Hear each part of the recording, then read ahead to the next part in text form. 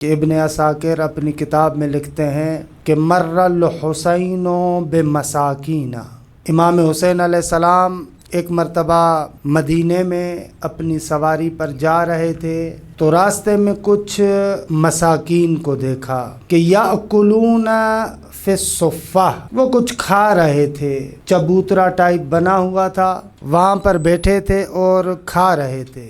جیسے ہی امام حسین علیہ السلام کو دیکھا قالوا الغداء، مولا یہ ناچیز غذا حاضر ہے، فنزل وقال ان اللہ لا يحب المتکبرین۔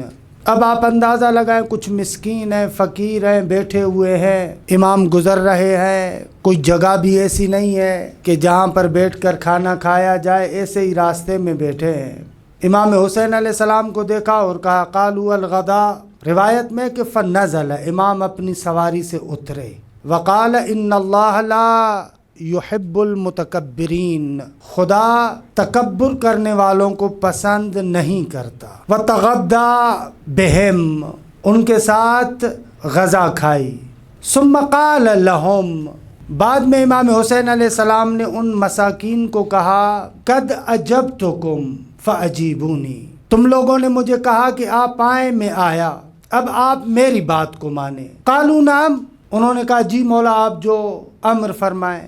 فمضى بهم الى منزلہ، امام علیہ السلام ان کو اپنے گھر لے کر آئے۔ جیسے ہی گھر میں پہنچے وقال للرباب، اپنی ہمسر کو کہا اخرجی ما کنت تدخرین، جو کچھ جمع کیا ہوا ہے، یعنی اپنے الفاظ میں کہوں گھر میں جو کچھ ہے وہ آمادہ کرو۔ اس طریقے سے امام حسین علیہ السلام ان مساکین کی دعوت کرتے ہیں۔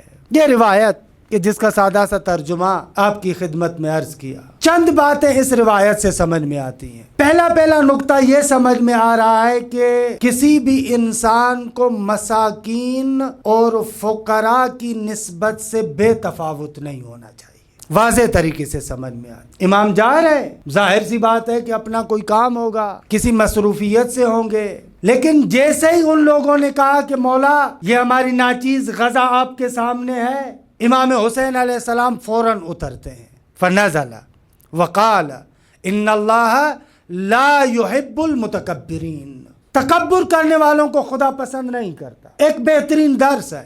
معمولاً ہم لوگوں کے پاس جب کچھ نہیں ہوتا تو یہ اخلاقیات بہت زیادہ یاد آتے، لیکن جیسے ہی 2 روپے ہمارے پاس آ جاتے ہیں، ظاہری طور پر تھوڑا بہت اسٹیٹس بن جاتا ہے، تو پھر ان چیزوں سے بے تفاوت ہو جاتے ہیں۔ نہ، مساکین اور فقراء سے بے تفاوت نہیں ہونا چاہیے۔ حتیٰ روایت کے اندر ہے کہ چھٹے امام کو ایک شخص کہتا ہے کہ مولا بہت سارے فقراء آتے ہیں، سوال کرتے ہیں، مانگتے ہیں، تو شاید ان میں کوئی مستحق نہ بھی ہو، تو ہم ان لوگوں کو جواب دے دیتے ہیں، کیا کریں؟ امام فرماتے ہیں کہ اپنی توان کے مطابق مدد کیا کرو۔ مولا ان میں جھوٹے بھی ہوتے ہیں جو حقیقت میں مستحق نہیں ہوتے۔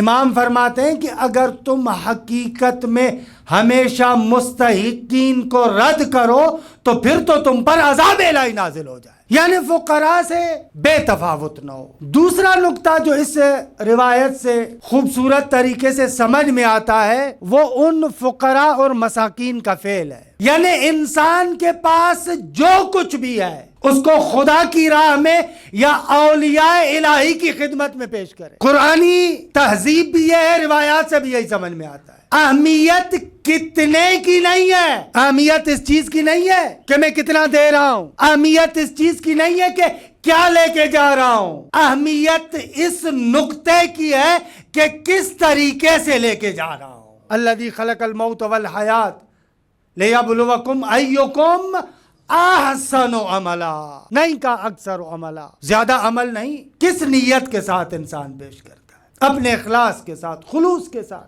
یہ اہم ہے۔ اور یہ بھی سمجھ میں آتا ہے اسی حدیث سے کہ ہم اپنی توان کے مطابق پیش کریں، وہ اپنے مقام کے اعتبار سے عطا کریں گے۔ ان لوگوں کے پاس جو کچھ تھا فقر و فاقے کے بنا پر معمولی سی غذا ہے پیش کی، لیکن امام علیہ السلام ان کو لے کر جاتے ہیں اور گھر میں جملات کیا کہتے ہیں؟ وقال للرباب اخرجی، جو کچھ گھر میں ہے وہ مہیا کرو، جو کچھ بھی ہے۔ یہ کلن ایسے ہے، پروردگار عالم کی بارگاہ میں بھی انسان جائے تو اسی انداز کے ساتھ جائے۔